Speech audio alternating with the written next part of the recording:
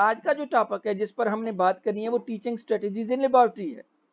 So our today's session is relating to teaching strategy in laboratory. और teaching strategies की जब हम बात करते हैं तो उसमें हम देखते हैं, और अगर हम किसी टीचर से भी पूछें कि how many methods are there and if we ask from 1000 teacher then we come up with 1000 methods. That mean 1000 teacher 1000 method. और वो 1000 टीचर 1000 मेथड कैसे चेंज हो जाएंगे?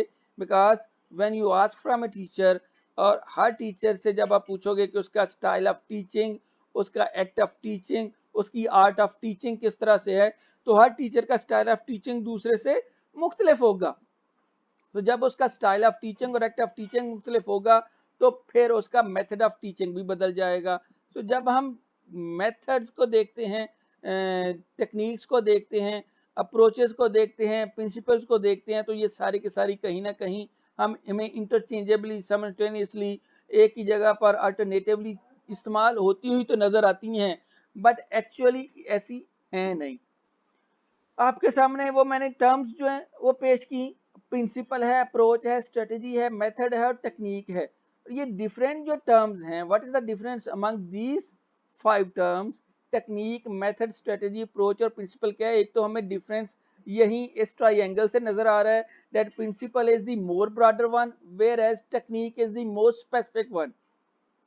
सो टेक्निक से हम प्रिंसिपल्स की तरफ जाते हैं या प्रिंसिपल से हम टेक्निक की तरफ आ जाते हैं। स्ट्रेटेजी और मेथड और approach is between the principle and technique. Technique क्या है? So technique is the personal art and style of the teacher in carrying out the procedure of teaching. So teachers unique way, style और act of executing the stages of a method is called as technique. किसी भी method को, किसी भी method की stages को किस तरह से, किसी भी मेथड के स्टेप बाय स्टेप प्रोसेस को या प्रोसीजर को किस तरह से, किस अंदाज में, किस स्टाइल में कोई भी टीचर अपनी सोच के मुताबिक एग्जीक्यूट करता है तो वो उसका टेक्निक है। मैंने आपसे पता नहीं पिछले सेमेस्टर में वो एक टेक्निक जो है, टेक्निक ऑफ जो रिमेम्बरिंग स्पेलिंग्स आपके सामने मैंने बयान की थी। That's a technique. टीचर एक क्लासरूम के अंदर पढ़ा रहा है, पढ़ा लेक्चर मेथड के जरिए से ही रहा था, या इंग्लिश को पढ़ाने के लिए वो डायरेक्ट मेथड था उसके पास, तो डायरेक्ट मेथड के तहत पढ़ा रहा था। स्पेलिंग याद वो असेसिनेशन के करवा रहा था, और किस तरीके से करवा रहा था, दैट्स हिज यूनिक स्टाइल और unique way of executing the stage of method. Assassination के स्पेलिंग वो याद करवा रहा है, और कैसे करवा रहा है?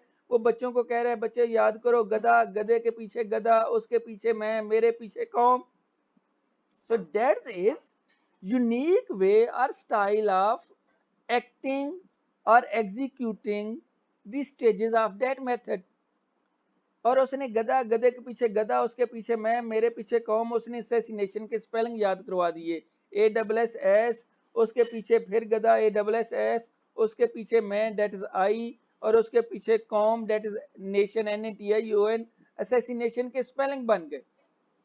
इसी तरह से मैथ के अंदर आपने टेक्निक जो है वो मैथमेटिक्स को अगर जैसे याद करना है तो उसके स्पेलिंग्स को याद करने के हवाले से पीरियोडिकल टेबल से आप याद करते हैं। एक और टेक्निक जो उस वक्त ऐसे ही डिस्कस हुई कि लेफ्टिनेंट जो है, lieutenant, that is a technique of remembering spellings.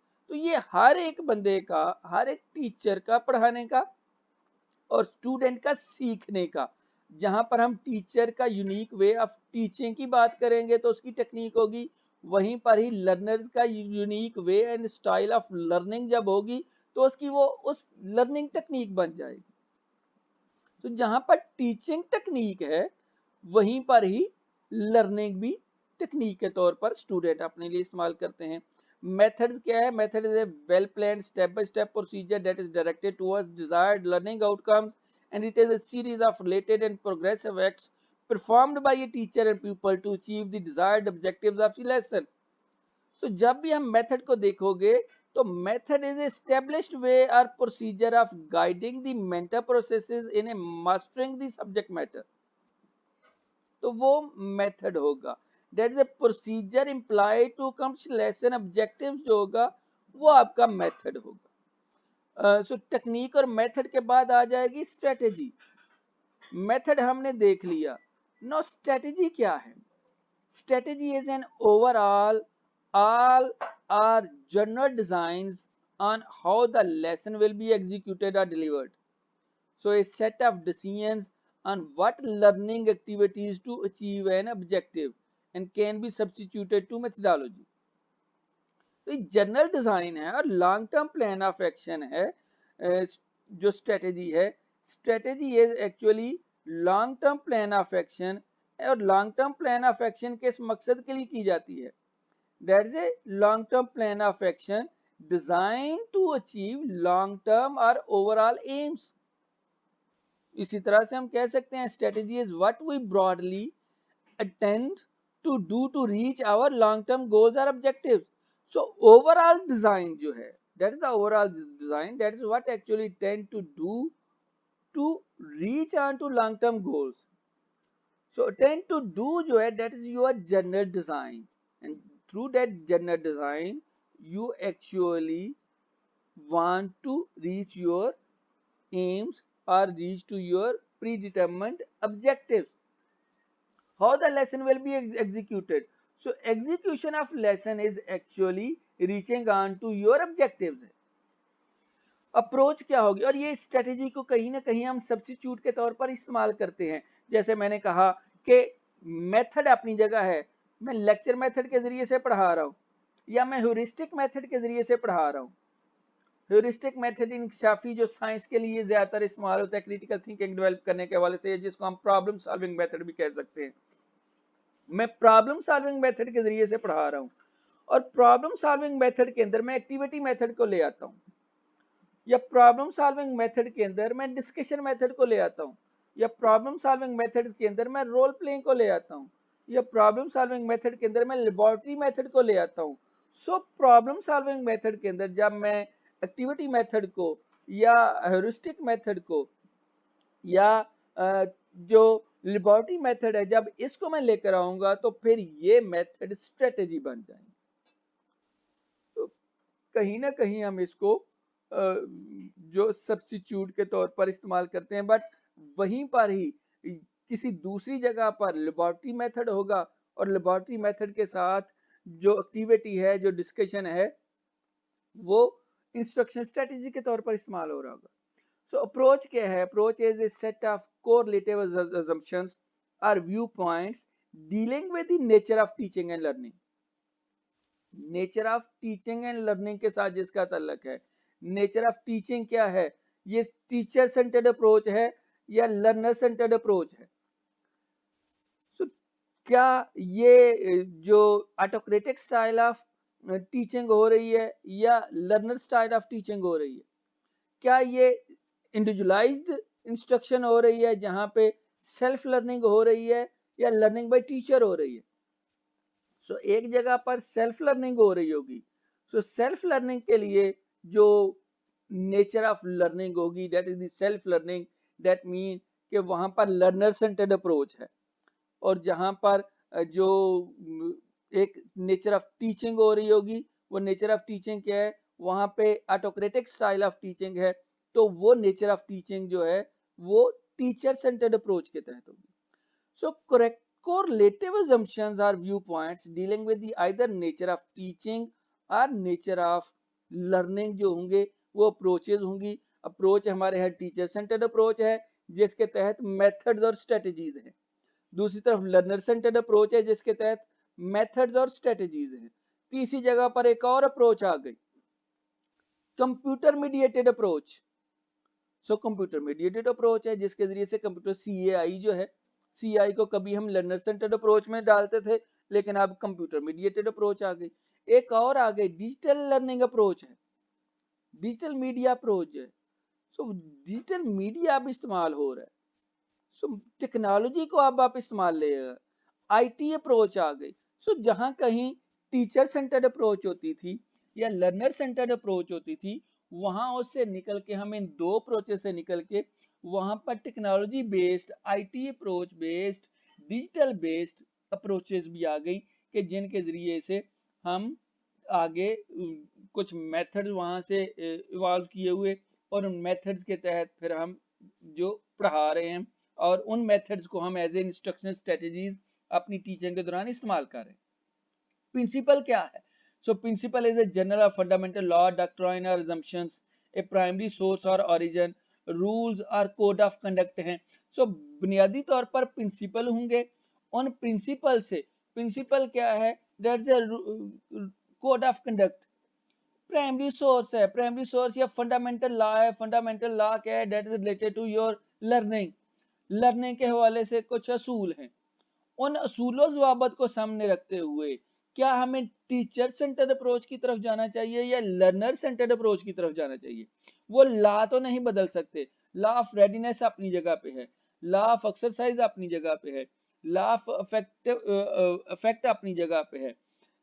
फिर जो अप्रोचेज हैं टुवर्ड्स लर्निंग जो है, या उसको भी हम प्रिंसिपल की सूरत में कह सकते हैं कि लर्निंग जो है, लर्निंग आपकी कैसे होगी? Learning through trial and error होगी, लर्निंग थ्रू इमिटेशन होगी, लर्निंग थ्रू इंट्यूशन होगी, लर्निंग थ्रू डूइंग होगी।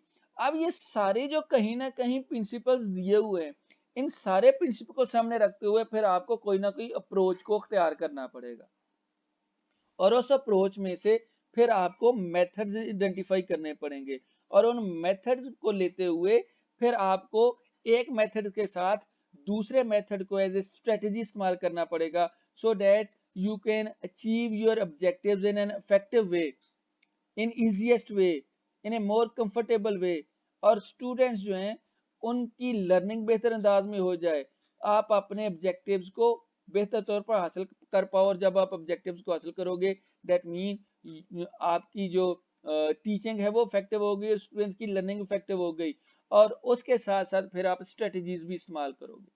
तो ये सारी हायरार्की को हमने देखा कि ये इंस्ट्रक्शनल स्ट्रेटजीज कहाँ पे हमारे पास आई और इन तमाम के अंदर ये क्या स्ट्रेटजी ही है या मेथड ही है या अप्रोच है और इनके पीछे भी कोई कहानी है कि नहीं, उस कहानी को हमने समझने की कोशिश की है।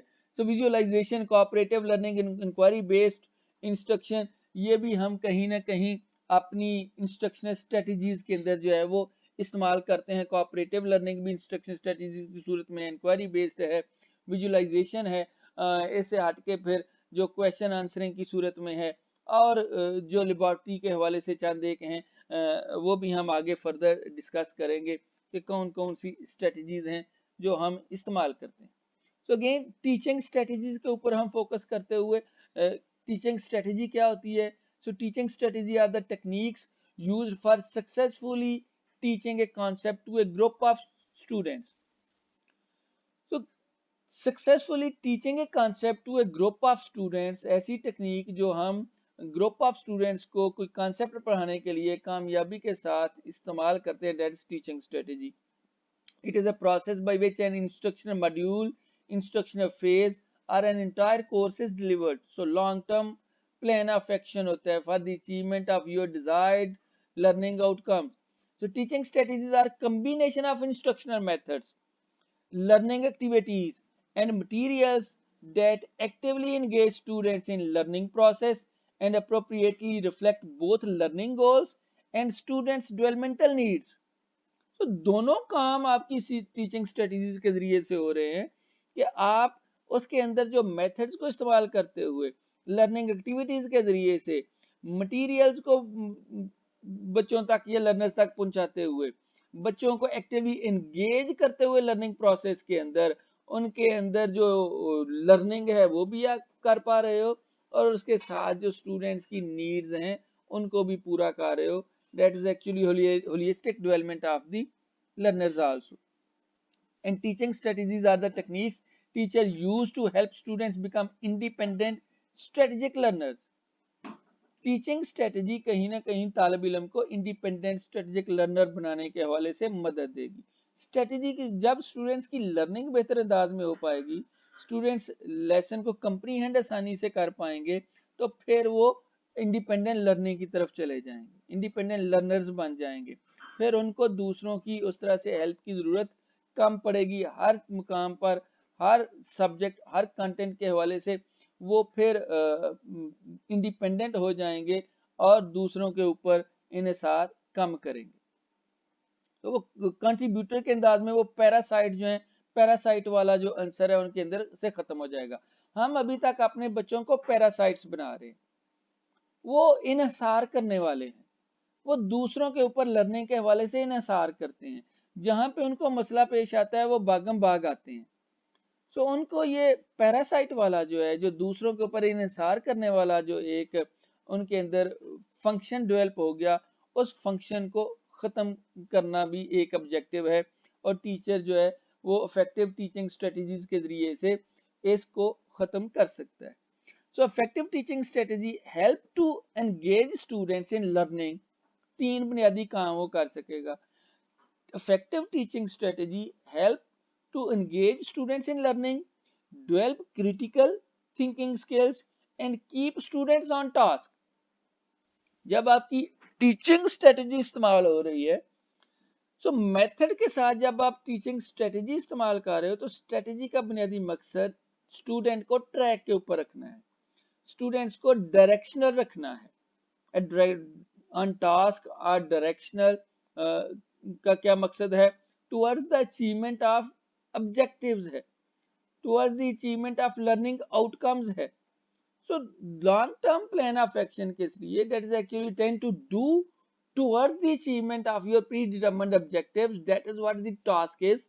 और उस टास्क को कायम रखने के लिए, उसकी तरफ डायरेक्शनल रखने के लिए टीचिंग स्ट्रेटजी मदद देती है।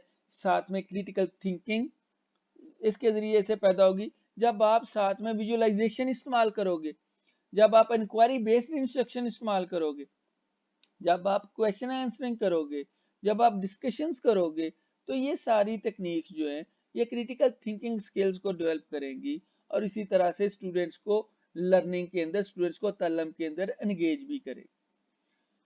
So teaching strategies can motivate students and help them focus attention।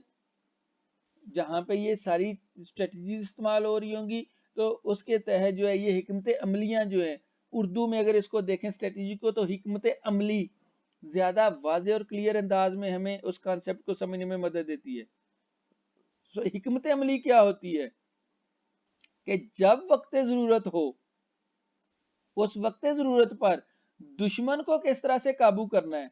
दुश्मन को काबू करने के लिए जो आप फौरन से कोई प्लान ऑफ एक्शन तरतीब दे देते हो, और उस प्लान ऑफ एक्शन के जरिए से आपका जो लॉन्ग टर्म गोल है कि दुश्मन को आपने काबू करना है, आप उसको आसानी से काबू कर लेते हो। That is what the strategy is. दुश्मन की तवज्जो जो है वो आपने कैसे किसी तरफ लेकर जानी। तो तालिब इल्म आपके सामने है, हम यहाँ उसको दुश्मन तो नहीं कह सकते, बट बुनियादी तौर पर आपका मकसद जो है वो तालिब इल्म को लर्न करवाना है, तालिब इल्म के ताल्लुम को बेहतर करवाना है, तालिब इल्म की अंडरस्टैंडिंग को बेहतर करना है, उसको इल्म देना है, उसकी अंडरस्टैंडिंग बेहतर करनी है, ताकि रोजमर्रा जिंदगी में वो अपने उस इल्म को अप्लाई कर सके और अपनी लाइफ के अंदर बेहतरी ला सके।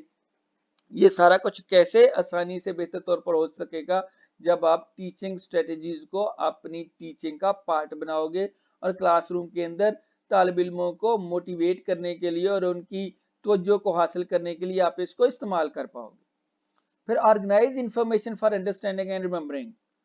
टीचिंग स्ट्रेटजीज के जरिए से आप जो इंफॉर्मेशन है उसको बेहतर तौर पर ऑर्गेनाइज कर सकते हो फॉर अंडरस्टैंडिंग एंड रिमेम्बरिंग। और ये सारी के सारा आपका पहले से प्लानिंग के अंदर दिया हुआ होता है। विदाउट प्लानिंग आपको टीचिंग स्ट्रेटजी इस्तेमाल करने में बहुत मुश्किल पेश आएगी। तो जब आपने प्लानिंग करनी है, जो कि proper prior preparation prevents pathetically poor performance के प्रिंसिपल के ऊपर है, तो इस प्रिंसिपल के तहत जब आप प्रॉपर प्रायर प्रिपरेशन करोगे, तो वो प्रिपरेशन में actually organise information for understanding and remembering आप टीचिंग स्ट्रेटजीज के जरिए से आसानी से कर पाओगे। And monitor and assess learning. Monitor and assess learning जो है वो टीचिंग स्ट्रेटजीज के जरिए से आसानी से हो सकता है।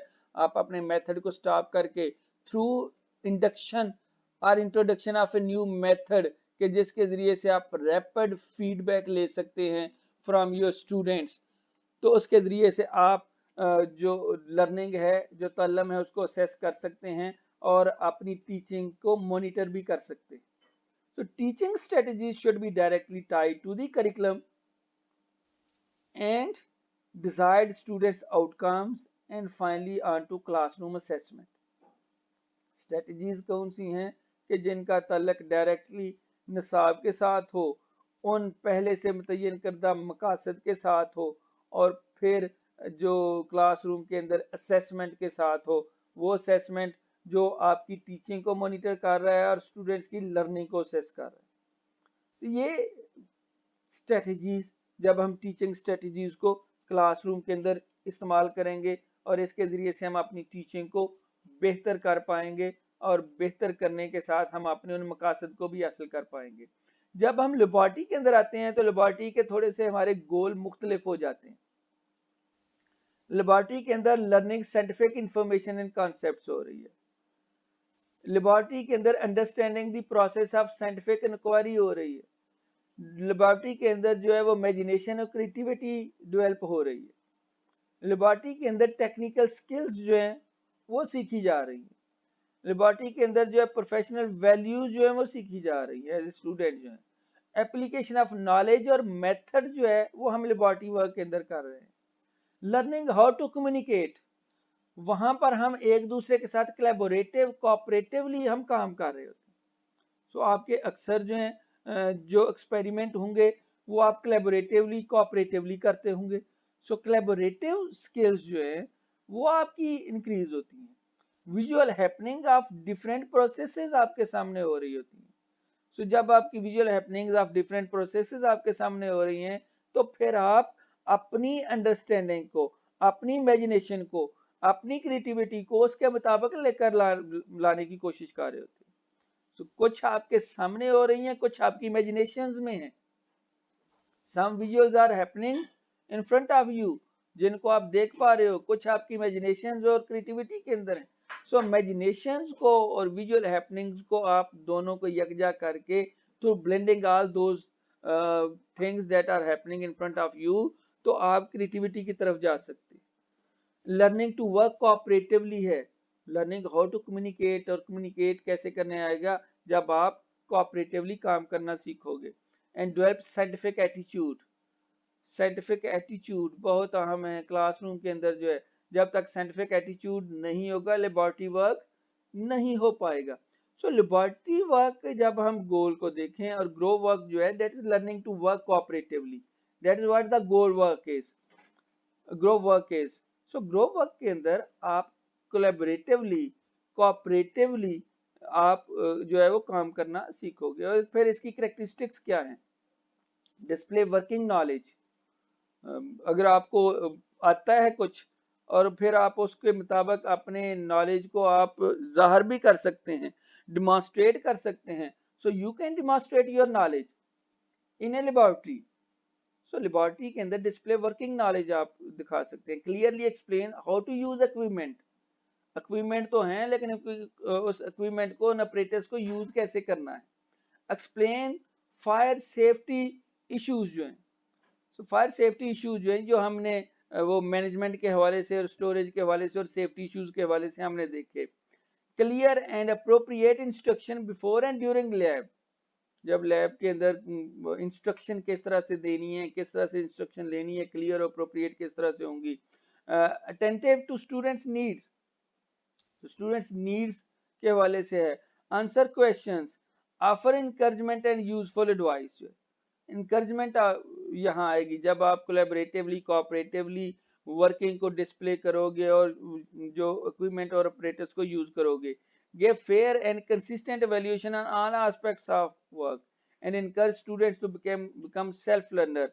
लेबॉरेटरी के अंदर तलबा जो है वो सेल्फ लर्नर हो जाएंगे। तो ये लेबॉरेटरी वर्क की कुछ करेक्टरिस्टिक्स हैं। और जब आप लेबॉरेटरी वर्क आपने करना है तो then there are 3 basic steps in laboratory work, 3 बुनियादी तौर पर स्टेप्स हैं। सो ये किस तरह से आपने इंस्ट्रक्शन देनी है। सो avoid contact of sodium metal with water, ये हम पहले भी जैसे बात कर चुके। सो जो सोडियम मेटल है उसको पानी के साथ कहीं पे भी मिक्स होने से आपने बचाना है। तो ये आप लेबोरेटरी वर्क के अंदर आप ये इंस्ट्रक्शन दे भी सकते हो और तालिब इल्म भी इसको बेहतर तौर पर सीख पाते हैं और उस पर अमल भी करते हैं।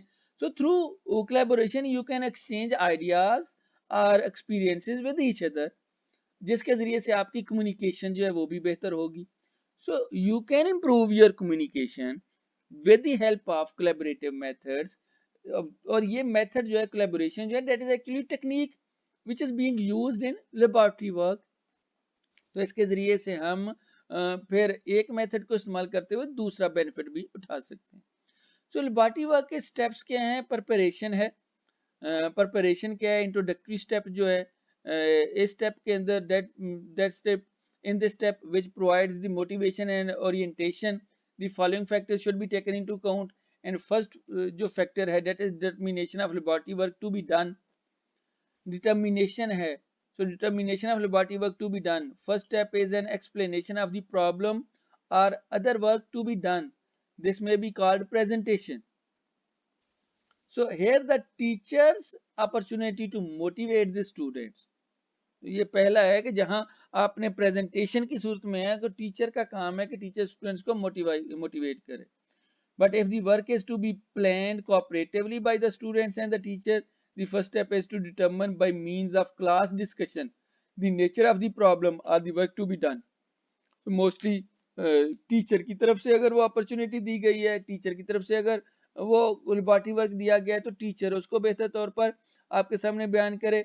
और अगर वो काम जो है वो कोऑपरेटिवली प्लान किया गया है by the teacher and by the students, so वहां पर जो है that is actually to determine by means of classroom discussion the nature of problem और वर्क टू बी डन। तो फिर आपस में टीचर और स्टूडेंट्स जो हैं वो फैसला कर सकते हैं कि कौन सी प्रॉब्लम को आपने करना है, कौन से लेबोरेटरी वर्क को करना है और किस तरह से बेहतर अंदाज में करना है। सो पहला जो स्टेप है जो ओरिएंटेशन के हवाले से या इंट्रोडक्टरी और प्रिपरेशन के हवाले से जो पहला स्टेप है वो डिटर्मिनेशन ऑफ लेबोरेटरी वर्क है, एक्सप्लेनेशन ऑफ द प्रॉब्लम है। So once you explain your problem, then on to the second step, that is the determination of the plan of work. So second step is to get clearly in mind what is to be done, करना क्या है। पहले जब आप ये दोनों चीजें decide करोगे तो फिर आपके सामने आगे मरला आएगा कि ये जो अब करना है ये करना कैसे है। So firstly is what to be done, फिर आएगा how is to be done. तो हाउ का जब आएगा तो फिर आप स्ट्रेटजीज के ऊपर जाओगे, फिर आप वो तरीके इख्तियार सोचोगे, फिर आप वो मेथड्स ढूंढोगे कि किस मेथड के तहत, किस स्ट्रेटजी के तहत मैं बेहतर तौर पर ये लेबोरेटरी वर्क कर सकता हूँ या कर सकती हूँ। So this may be set fourth by the teacher who gives the necessary direction for both individual and group work. Since this work is likely to take more time than one period, as it consists of various activities, written directions in the form of guide sheets, manuals, workbook and so on to should be used. इतनी चीजें अगर आप workbook की सूरत में, manuals की सूरत में है, गाइड्स की सूरत में है, फिर रिटन डायरेक्शंस की सूरत में है, वेरियस एक्टिविटीज की सूरत में है।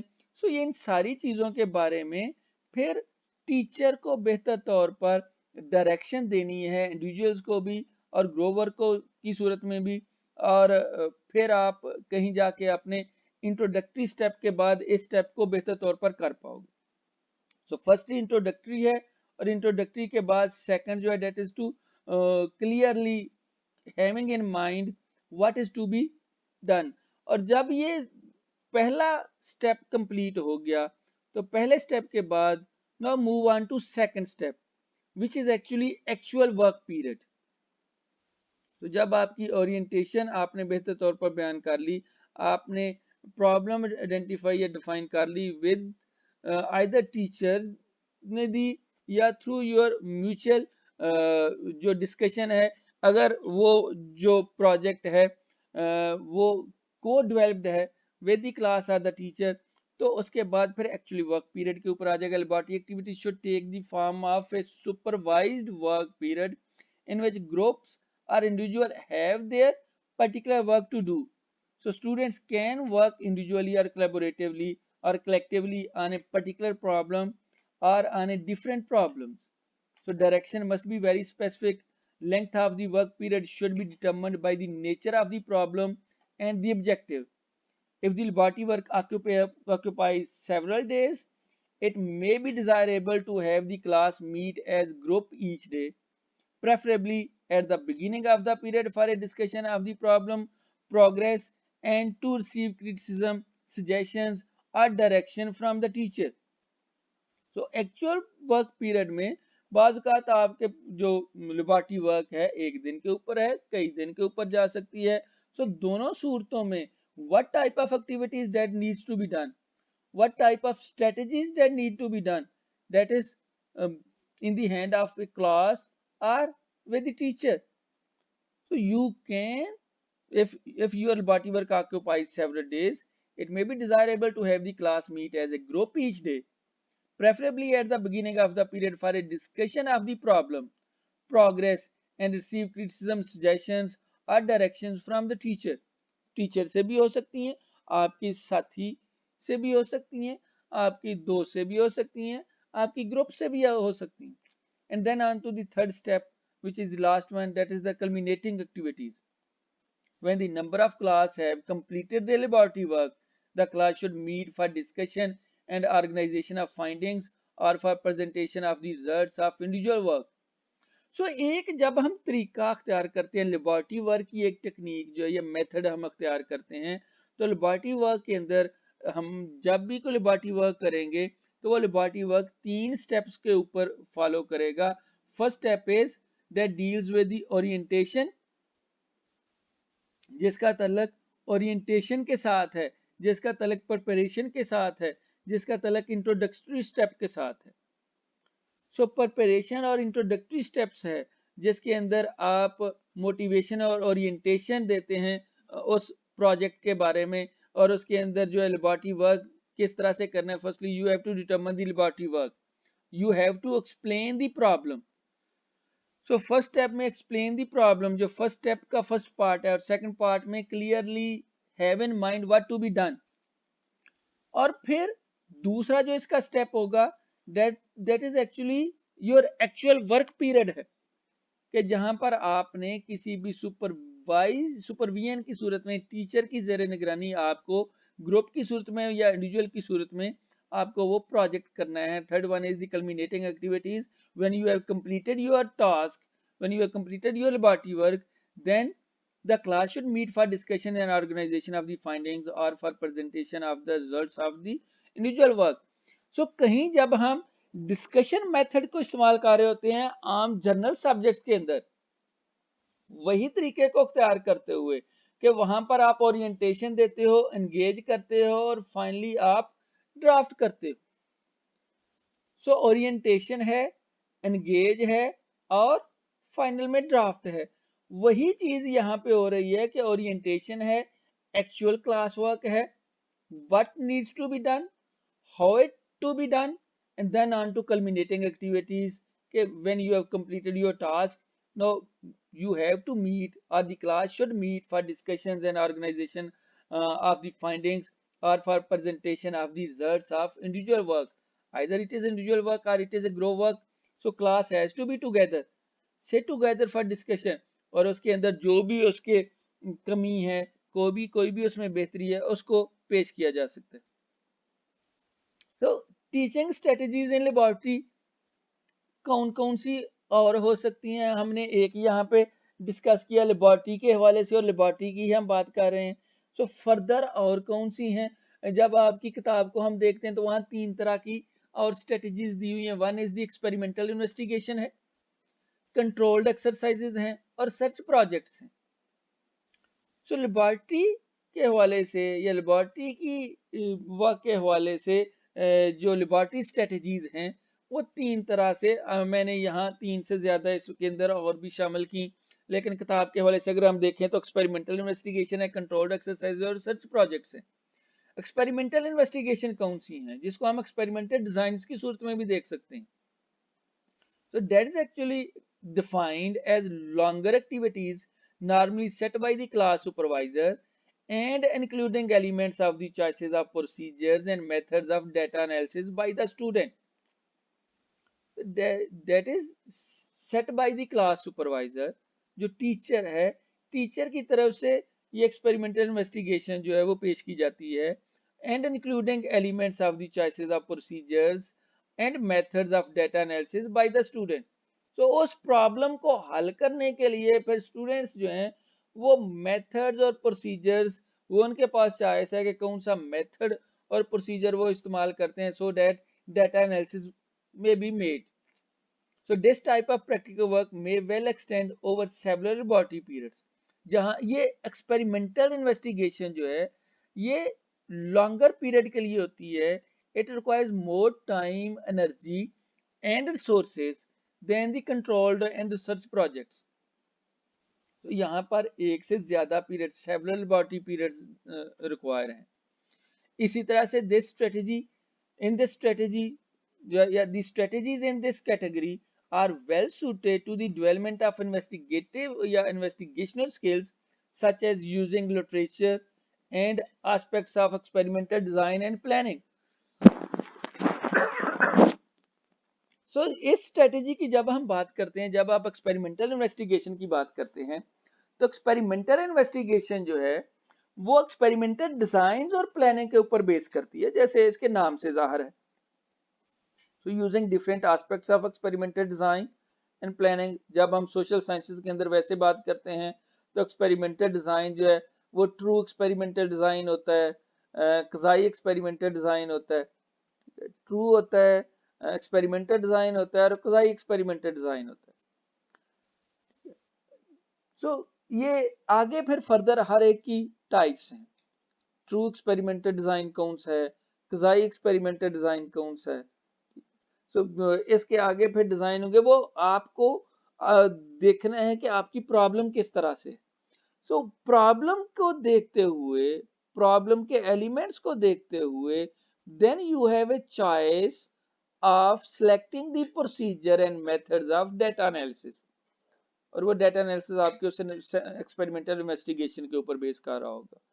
सो यहीं सिर्फ आपके अंदर वो aspects of experimental design और planning के बारे में आप नहीं सोच रहे होंगे, बल्कि you have to find out the literature about that problem. So literature को आप देखोगे, आप experimental design और planning को देखोगे, और ये सारा काम आपके अंदर investigational skills जो हैं उसको develop करने की तरफ ले जाएगा। So these activities can give practice in aspects of scientific inquiry. कहीं जहाँ पे साइंटिफिक इन्वेस्टिगेशन स्किल्स आ रही होंगी, जहाँ पर आप लिटरेचर को आप स्टडी कर रहे होंगे, जहाँ पर आप प्लानिंग और डिजाइनिंग ऑफ एक्सपेरिमेंट कर रहे होंगे, तो वहाँ पर आपके अंदर साइंटिफिक इंक्वायरी आ जाएगा और साइंटिफिक मेथड आ जाएगा। तो साइंटिफिक मेथड आप उसके बारे में बेहतर तौर पर जानते हैं, that starts from the observation reaching on to conclusions. So वो सारे का सारा कहीं ना कहीं आपके एक्सपेरिमेंटल इन्वेस्टिगेशन के ऊपर बेस कर रहा होता है। साइंटिफिक मेथड आपका एक्सपेरिमेंटल जो रिसर्च है या एक्सपेरिमेंटल इन्वेस्टिगेशन है उसके अंदर आपका इस्तेमाल होगा। You have to observe firstly, then on to you have to plan or define something, then you have to develop some kind of hypothesis, फिर आपको डाटा कलेक्ट करना है, एनालाइज करना है और then on to reaching some type of conclusions करना है। सो दूसरी टीचिंग स्ट्रेटेजी इन लेबोरेटरी जो है वो रिसर्च प्रोजेक्ट है।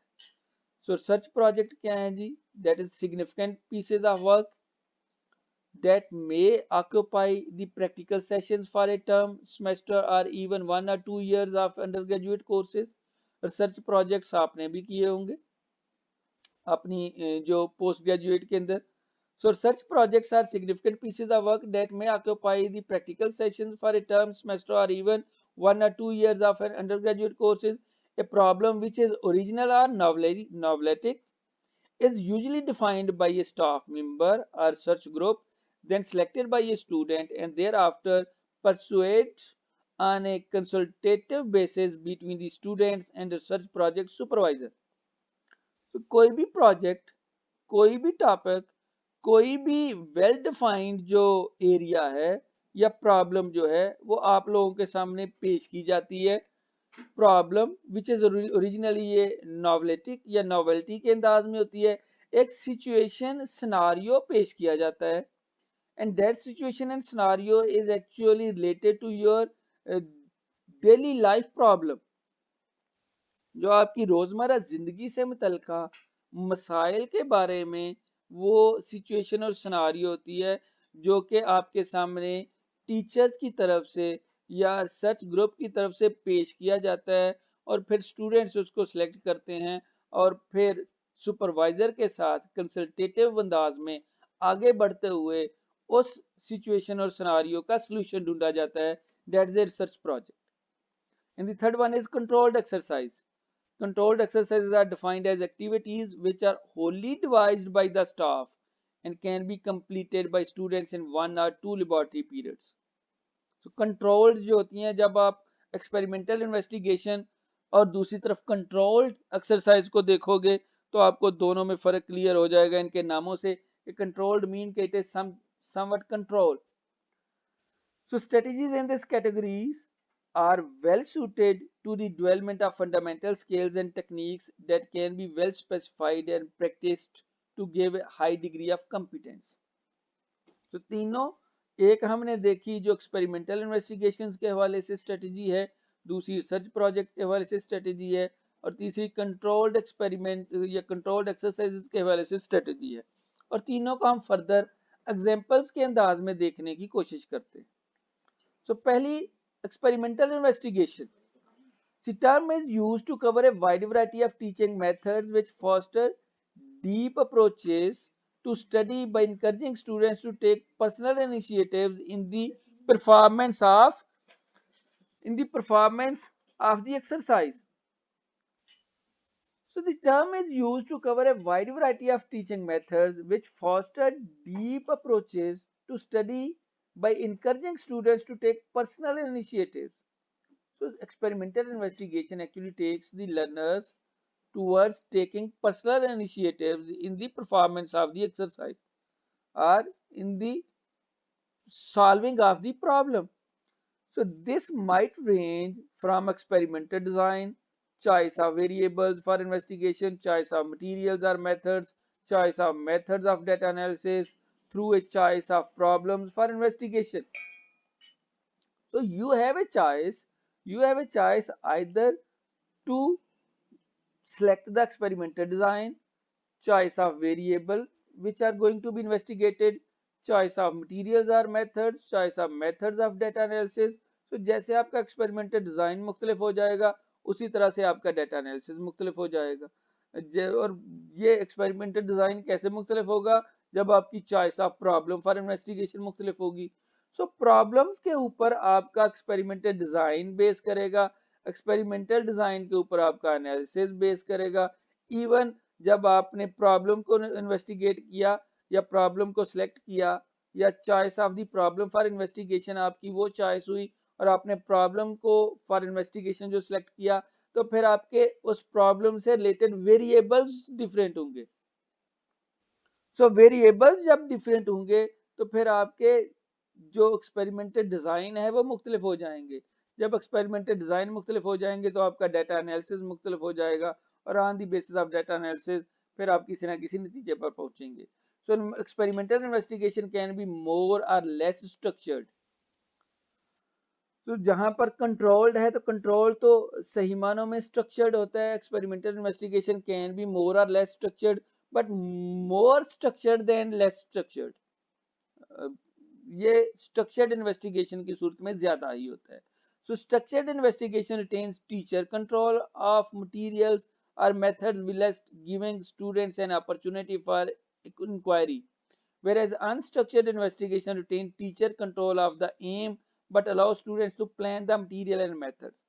So जहां पर structured और unstructured को हम उनमें फर्क करेंगे तो फर्क यहाँ तक ही है कि एक में टीचर के पास मुकम्मल कंट्रोल है, जबकि दूसरे में टीचर जो है वो इन्वेस्टिगेशन जो अनस्ट्रक्चर्ड इन्वेस्टिगेशन के अंदर जो उसका मकसद जो है इन्वेस्टिगेशन का वो तो अपने पास रखता है, बट तालिब इल्म को आज़ादी देता है कि वो अपने मेथड को, अपने इन्वेस्टिगेटिव प्रोसीजर को वो अपने हिसाब से, सिलेक्शन ऑफ डिजाइन को अपने हिसाब से करे और फिर उसके मुताबिक आगे रिजल्ट्स तक पहुंचे। जबकि स्ट्रक्चर्ड इन्वेस्टिगेशन में टीचर जो है वो मटेरियल और मेथड के ऊपर और एक्सपेरिमेंटल डिजाइन के ऊपर भी उसका कंट्रोल है, और जो कुछ भी वो करेगा वो टीचर और तालिब इल्म आपस में बाहमी मशवरे से करेंगे। जबकि अनस्ट्रक्चर्ड में मशवरा उस तरह से नहीं होगा। जो उसका टारगेट है, एम्स का टीचर को पता है, जहां तालिब इल्म भटकेगा वहां पे टीचर फैसिलिटेट करते हुए उसको वापस रीडायरेक्ट कर देगा towards the aim, towards the achievement of the M.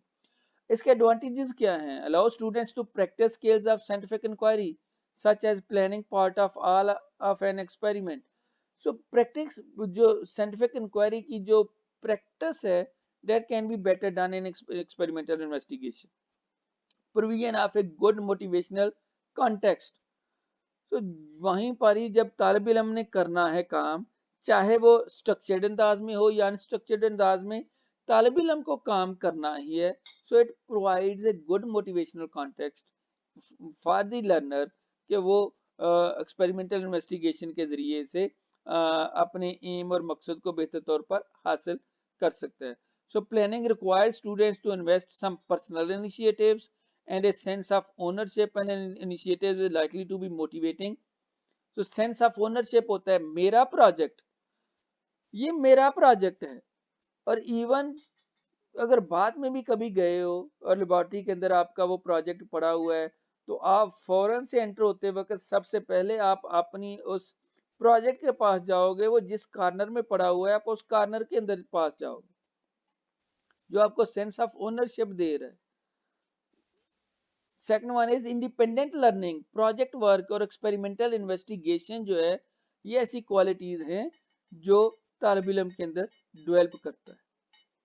तो ये जो एक्सपेरिमेंटल वर्क के जरिए से या एक्सपेरिमेंटल इन्वेस्टिगेशन के जरिए से दो चीजें जो है, एक सेंस ऑफ ओनरशिप है और एक इंडिपेंडेंट लर्निंग, प्रोजेक्ट वर्क और एक्सपेरिमेंटल इन्वेस्टिगेशन है, जो एक तालिब इल्म के अंदर पैदा हो जाती है और वो इसको शेयर भी कर सकता है, शेयर करता है क्वालिटीज ऑफ इंडिपेंडेंस को और मोटिवेशन को विद द अदर्स आल्सो। तो जब हम एक्सपेरिमेंटल इन्वेस्टिगेशन कर रहे हैं तो that is what the advantages of experimental investigation. तो यहाँ इसकी एडवांटेजेस हैं, इन दोनों एडवांटेजेस को देखते हैं जैसे, और जो स्टूडेंट्स के अंदर प्रैक्टिकल स्किल के हवाले से और साइंटिफिक इंक्वायरी की डेवलपमेंट के हवाले से है, और इसी तरह से प्लानिंग के हवाले से, प्लानिंग पार्ट और ऑल ऑफ द एक्सपेरिमेंट। तो ये सारे का सारा जो है वो लर्नर जो खुद कर रहा है और उसके जरिए से उसके अंदर इंकरेजमेंट हो रही है, मोटिवेशन हो रही है, सेंस ऑफ ओनरशिप डेवलप हो रही है। तो जहाँ ये अच्छी बातें हो रही है वहीं पे कुछ डिसएडवांटेजेस भी हैं। Requires too much time and energy. Experimental investigation के लिए एक पीरियड से कहीं ज्यादा पीरियड दरकार है। So experimental investigation can not be done in a single period. आपको जब हम जैसे सोशल साइंसेज के अंदर करते हैं तो आपका कभी भी एक्सपेरिमेंटल इन्वेस्टिगेशन जो है वो 12 वीक से कम नहीं हुआ। अगर 12 वीक से कम हो तो हम उसको कहते हैं कि हम उसके रिजल्ट्स को जनरलाइज ही नहीं कर सकते।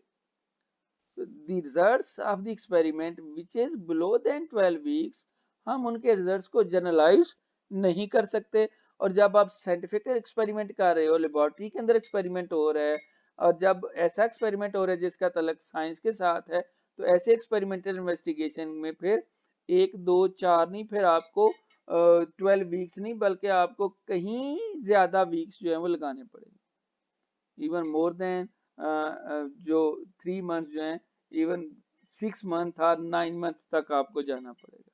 सो requires too much time and energy. Too slow है because it requires too much time, that's why it is too slow. Require reading is too difficult. So reading आपको करनी जो है वो मुश्किल काम है। बॉटनी वाले अगर कर रहे हैं तो बॉटनी और ज़ूलॉजी वाले जो हैं उनको रीडिंग जब करनी पड़ती होगी तो उसमें लाजमी मुश्किल पेश आती होगी। Risk is too high. आपका इतना वो, और थोड़ी सी गलती जो है, सोशल साइंसेज में तो गलती हो गई तो कोई बात नहीं, कुछ भी नहीं होता। जबकि जो एक्सपेरिमेंटल इन्वेस्टिगेशन में आपकी थोड़ी सी गलती जो है वो आपके लिए लाइफ रिस्क के तौर पर आ सकती है। It can damage your skin, it can damage your cloth, even it can damage your practical. आपका वो पूरे का पूरा जो एक्सपेरिमेंट था, आपका एक्सपेरिमेंट ही बिल्कुल खत्म हो गया। तो रिस्क इसी वजह से बहुत हाई है। और इसके अंदर जो फैक्टर्स हैं, जो एक्सट्रेनियस जो वेरिएबल्स हैं, वो बहुत ज्यादा एक्सपेरिमेंटल इन्वेस्टिगेशन के अंदर एक तो वो हैं कि जो एक्सपेरिमेंटल वेरिएबल्स हैं, एक वो हैं जिनको आपने कंट्रोल वेरिएबल्स की सूरत में कर लिया। But there are some variables which are extraneous variable which are uncontrolled, uncontrollable variables, जो बंदे के बस में नहीं है। तो ऐसे वेरिएबल्स जो हैं वो आपके एक्सपेरिमेंट को खराब कर सकते हैं। So risk is too high. आपने अपने एक्सपेरिमेंट में जहां एक्सपेरिमेंट कर रहे हैं, बड़ा आपको कंड्यूसिव एनवायरनमेंट चाहिए। That temperature should be around 25 degree centigrade. और जहां पर आप एक्सपेरिमेंट कर रहे हो, you have A cooling equipment कि जिसके जरिए से आपने उसको 25 डिग्री तक मेंटेन किया हुआ है। बट क्या होता है, अचानक से वो उस इलाके का ट्रांसफार्मर ही खराब हो जाता है एंड जो लाइट है वो 4 दिन के लिए आती नहीं है। सो वहां पर आपके पास जो अल्टरनेटिव हैं वो भी अगर आपने रखे हुए हैं और सारा कुछ इंतजाम किया हुआ है, तो वो सारे के सारे रिस्क हैं हर चीज कि एक चीज की खराबी होने से फिर सारा कुछ कहीं गड़बड़ होने का खतरा। रिस्क है tracking, only the best students can cope. Students immaturity जो है, अगर स्टूडेंट्स इमेच्योर हैं तो फिर वहां पे भी एक्सपेरिमेंटल इन्वेस्टिगेशन करना मुश्किल है। Teaching habits are too ingrained, sequential material is a management problem, teacher discomfort with perceived loss of control, too expensive है। तो टीचिंग हैबिट्स जो है हमारे अंदर एक तरह से टीचिंग हैबिट्स ही बनी हुई है, एक्सपेरिमेंटल काम नहीं हमसे होता। सिक्वेंशियल मटेरियल जो है उसको मैनेज करना बड़ा प्रॉब्लम है। स्टूडेंट्स टीचर्स डिस्कम्फर्ट है with perceived loss of control है।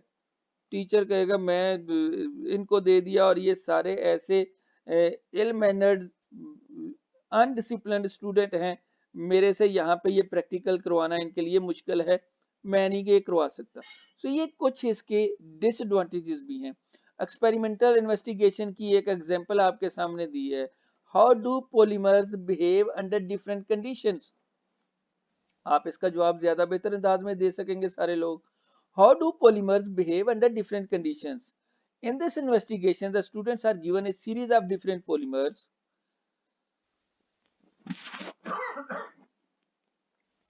So students are given a series of different polymers, a few different testing apparatus and temperature controlling devices.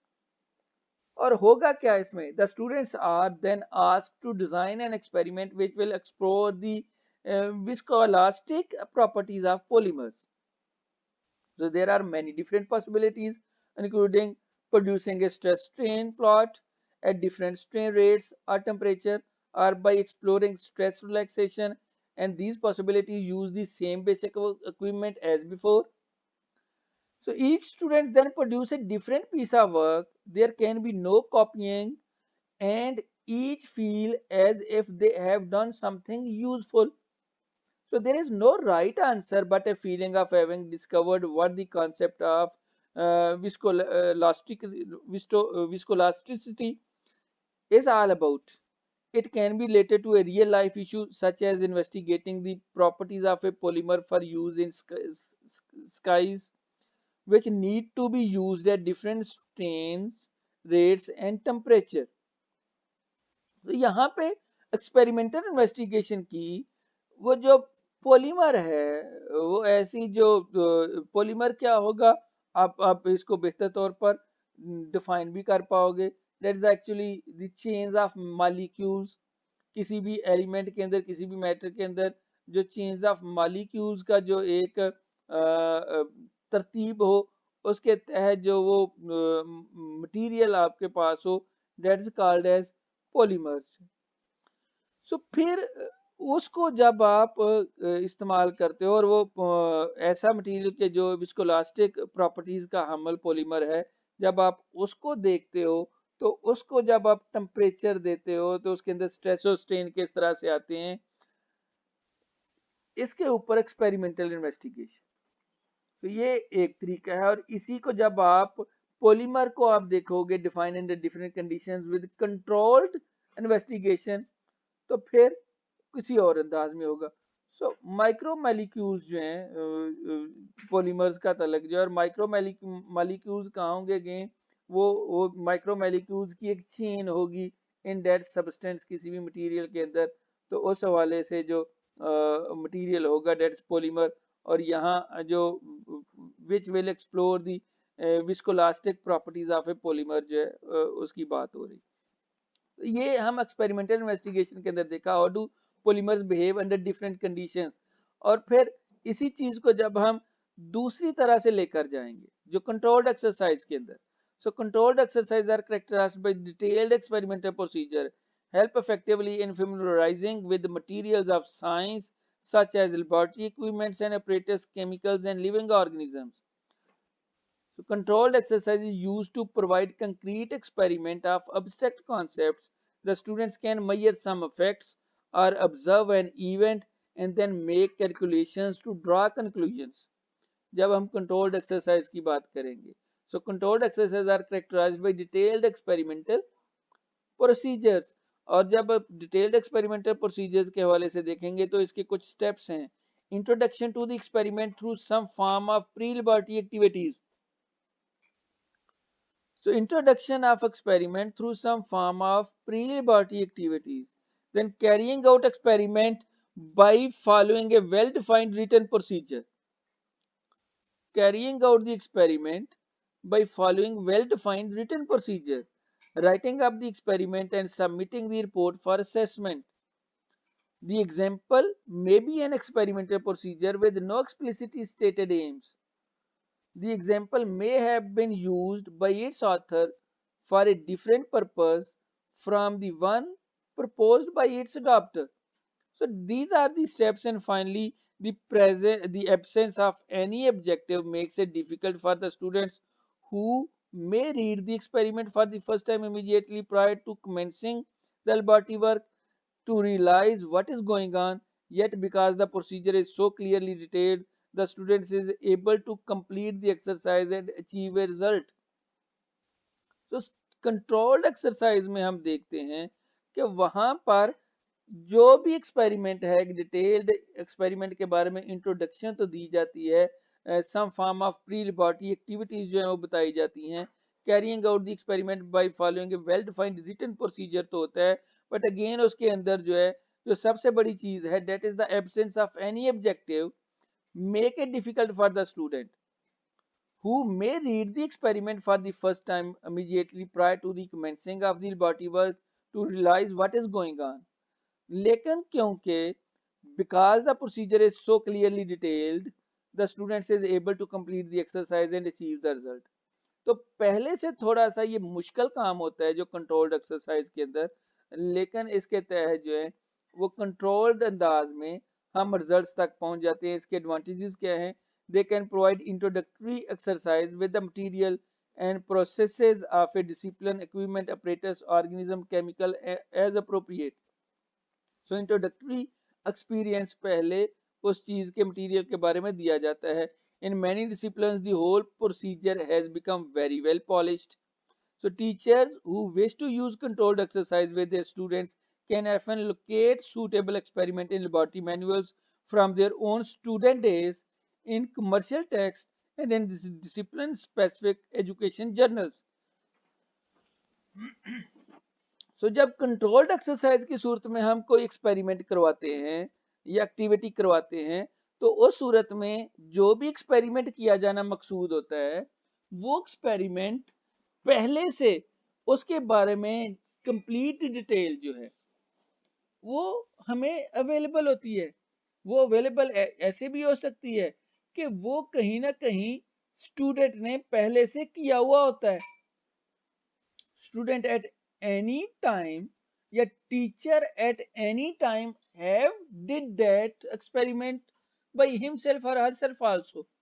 मैंने अभी आपके सामने आई थिंक पिछली क्लासेस में जैसे जिक्र किया कि वो जो डाइसेक्शन ऑफ कॉकरोच था, डाइसेक्शन ऑफ रैबिट था, डाइसेक्शन ऑफ पिजन था, डाइसेक्शन ऑफ फ्रॉग था, हम आज से 28 साल पहले भी ये किया और अभी 28 साल के बाद भी आप लोगों ने यही किया। और इवन जो हमारे टीचर्स थे जिन्होंने 28 साल पहले हमको पढ़ाया था, उन्होंने भी यही किया होगा। So dissection of frog, dissection of pigeon, dissection of cockroach या डाइसेक्शन ऑफ फ्रॉग जो है, ये कैसे हो रहा है? That is actually through controlled exercises. कि वही काम जो उस्ताद ने किया, वही काम उनके शागिर्दों ने किया। कंट्रोल्ड एक्सरसाइजेज जो हैं उसके अंदर पहले से कोई भी वेल डिफाइंड और रिटन प्रोसीजर जो दिया हुआ होता है, और उसी वेल डिफाइंड और रिटन प्रोसीजर को लेके फिर एक्सपेरिमेंट को कैरी आउट किया जाता है। और वो वेल डिफाइंड कंट्रोल जो एक्सपेरिमेंट है, वो कहीं टीचर ने पहले से किया हुआ होता है, टीचर स्टूडेंट ने किया हुआ होता है, लेबोरेटरी वर्क के अंदर होता है।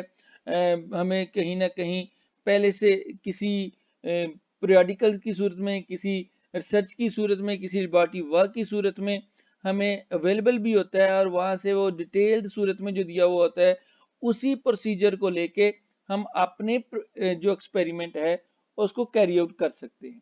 इसके एडवांटेजेस क्या हैं? So they can provide introductory experience with the material and processes of a discipline, equipment, apparatus, organism, and chemicals as appropriate. In many disciplines, the whole procedure has become very well polished. Teachers who wish to use controlled exercises with their students can often locate suitable experiments in laboratory manuals from their own student days, in commercial texts, or in discipline specific education journals.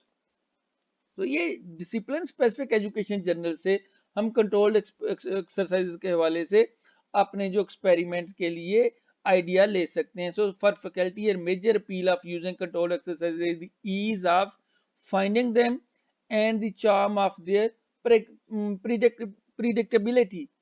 So they can be used from 1 year to year with minimum fast जो है वो बहुत ज़्यादा मेहनत और कोशिश के बगैर आप इसको बेहतर तौर पर कर भी पाते हो।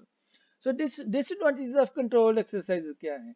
A major disadvantage is the student often do not like controlled exercises very much, finding them dull and tedious. तो अक्सर जो है इसको डल समझते हैं, क्योंकि इसमें से जो लिटरेचर है पहले से मौजूद है, चीज़ें पहले से मौजूद हैं। आप कहीं उसी साइंटिफिक इन्वेस्टिगेशन को जो पहले से हुई हुई है उसको दोबारा से अपने कंटेक्स्ट के अंदर करने को कर रहे होते हो, जिस वजह से उतनी आपको इसके अंदर इंटरेस्ट नहीं होती। Students may not be very sympathetic towards the elegance of exercises nor regard their lab work as a microcosm of the experiment. So they can find the pre-lab work a meaningless ritual, the introductory task, and the controlled exercise as lacking personal satisfaction or connection to their world. So results and reports from students in previous years are often readily available, and there is the temptation for the task of writing up to become one of the faking good the results. So अक्सर जो इसके ज़रिए से हम temptation for the task of writing up to becoming one of the faking good, आप अक्सर जो है पहले से रेडीली अवेलेबल आपको सारे रिजल्ट्स मिल जाते हैं। उन्हीं रिजल्ट्स को आप अपने मुताबिक, अपनी जो कॉन्टेक्स्ट के मुताबिक आप उसको रीडिफाइन, रीडिज़ाइन करके, री एलेबोरेट करके, री एक्सप्लेन करके पेश कर देते हो। तो एग्जांपल इसकी, in a material science lab students are expected to learn about the properties of polymers, especially how polymers behave under different conditions. The students are asked to conduct a series of tests to explore the properties of polymers. They are given sample of a specific size established by standard and asked to test them in tension using a tensile testing machine. Using, they would not do the test themselves but watch whilst a technician conduct the test. After the sample of a range of polymers have broken, The students are required to calculate the basic properties of each material. An assignment is to write the experiment up with the emphasis being on presentation and producing results of the right order of the magnitude. In all, there is little or no opportunity for the students to engage with the technician or to relate the exercise to their work. So जहाँ experimental investigation में polymer की properties को student खुद से experiment के जरिए से identify कर रहे थे, फाइंड आउट कर रहे थे, फाइंड आउट करने के बाद रिजल्ट्स को कंपाइल कर रहे थे, लिख रहे थे और उनको वो सारा कुछ करते वक्त करने के बाद उसकी प्रैक्टिकल एप्लीकेशन की सूरत में उनको नजर आ रहा था। वहीं पे ही जब कंट्रोल्ड एक्सरसाइज की सूरत में करते हैं तो कंट्रोल्ड एक्सरसाइजेज में सारा कुछ जो है वो कर रहा है टेक्नीशियन। स्टूडेंट सिर्फ एंगेज है इस चीज में कि वो उसको देख रहे हैं, उसको वॉच कर रहे हैं और देखने के बाद पॉलीमर की वो जो प्रॉपर्टीज हैं उनको रिकॉर्ड कर रहे हैं और रिकॉर्ड करने के बाद कैलकुलेशन और रिकॉर्डिंग ऑफ द प्रॉपर्टीज के बाद उसको एलेबोरेट कर रहे हैं, उसको लिख रहे हैं और उसको प्रेजेंट कर रहे हैं। So they are presenting and producing the results जो है only on watching that experiment happening before them, जिसकी वजह से स्टूडेंट्स जो है उनको ऐसी कोई अपॉर्चुनिटी नहीं मिलती कि वो उस एक्सपेरिमेंट के अंदर खुद से एंगेज होके देखें और फिर उसका उसकी एप्लीकेशन जो है वो भी देख पाए।